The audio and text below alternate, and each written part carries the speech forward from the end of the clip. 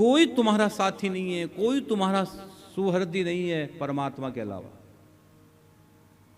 अब तुम तकलीफ में हो ना, अब बुरा मत मानो, अब तकलीफ में हो तो किसके पास आए हो? कथा के पास आए, ठाकुर के पास आए हो, नारायण के पास आए हो, आए कि नहीं आए? अब ये आप मेरे को पूछने के लिए आते, मैं कौन सी, मैं तो कथा ही सुना दो इसलिए आप मेरे पास आए। अब मेरे को भगवान जैसी बुद्धि देंगे, मैं आपको बता दूंगा, लेकिन बताएंगे वही जो सच होगा, इधर उधर की बात नहीं करेंगे। जो सच होगा वो बता देंगे, नहीं समझ आएगा तो मना कर देंगे। कौन सी हमने आपकी खीर खाई है, समझ में आएगा तो बता देंगे, नहीं मना कर देंगे। लेकिन एक बात जरूर बता देते हैं कि भैया ये आपको थोड़ा समझाए इसलिए है कि सच में कोई नहीं आता है परमात्मा के अलावा। तुम्हारे पितरों की मुक्ति कौन करेगी? भागवत करेगी। तुम्हारे पितरों की मुक्ति कौन करेगी? तुम्हारी श्रद्धा करेगी। तुम्हारे पितरों की मुक्ति कौन करेगी? तुम्हारा विश्वास करेगा। तुम्हारे जीवन में जो भी होना करना तो उन्हीं को है, लेकिन ये मन का वहम है कि उसने वो कर दिया, वो करना परमात्मा को ही।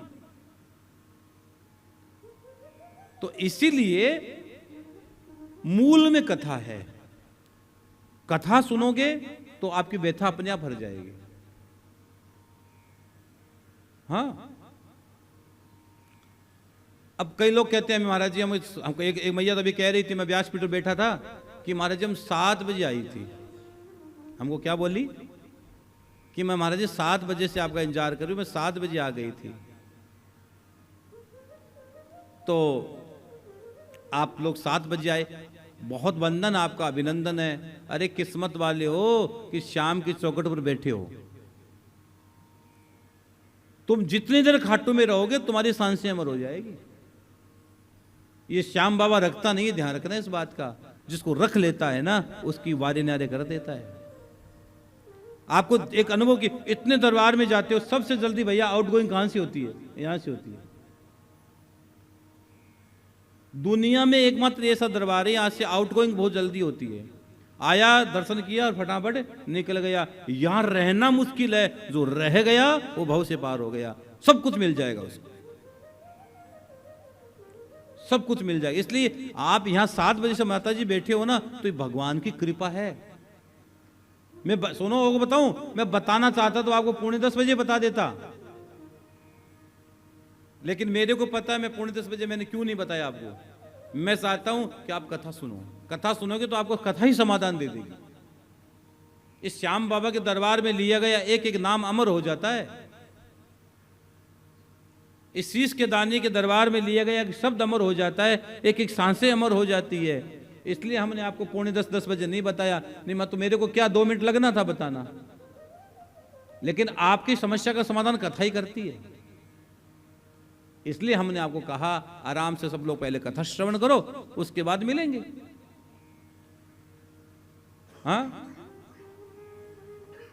तो आपके मन में कोई प्रश्न है, जो मन में कोई जिज्ञासा है, हाँ, ये मैंने वचन दिया है कि मैं 4 तारीख तक शाम तक आपको मिलूंगा।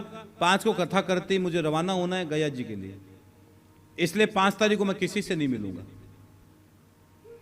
क्योंकि 5 को रवाना हो तो व्यवस्थाएं बहुत बड़ी करनी है रहती है। तो इसलिए मैं, अगर कोई भी व्यक्ति आता है तो कम से कम आधी घंटा, 20 मिनट, 25 मिनट, 1 घंटा बैठ जाता है। हर आदमी समय लेकर आते हैं, महाराज जी वो बताओ, वो बताओ, वो बताओ। इतनी दूर से टिकट बना बना के आप लोग आते हो, खर्चा कर करके आते हो, तो कम से कम आपका भी मन करता है कि महाराज जी के पास आधे घंटे बैठे, 20 मिनट बैठे, 25 मिनट बैठे, तो आप अपने मन की बात बोलते हो। अगर आप बोलते हो और हम आपको उत्तर नहीं दे पाए तो वो भी अच्छी बात नहीं है। इसीलिए हम चाहते हैं कि आप जब 4 तारीख तक, तो मैं यहीं रहूंगा ही, 5 को तक रहूंगा मैं तो वैसे, लेकिन 4 तक मिलूंगा मैं आपको 4 तारीख तक। फिर कोई 5 को आगे बोलेगा महाराज जी मिले नहीं, तो मैं पहले बोल देता हूं 4 तारीख तक आपको जिनको भी आना आओ, स्वागत है, वंदन अभिनंदन है। और जैसा भगवान मेरे को बुद्धि देंगे मैं बताऊंगा।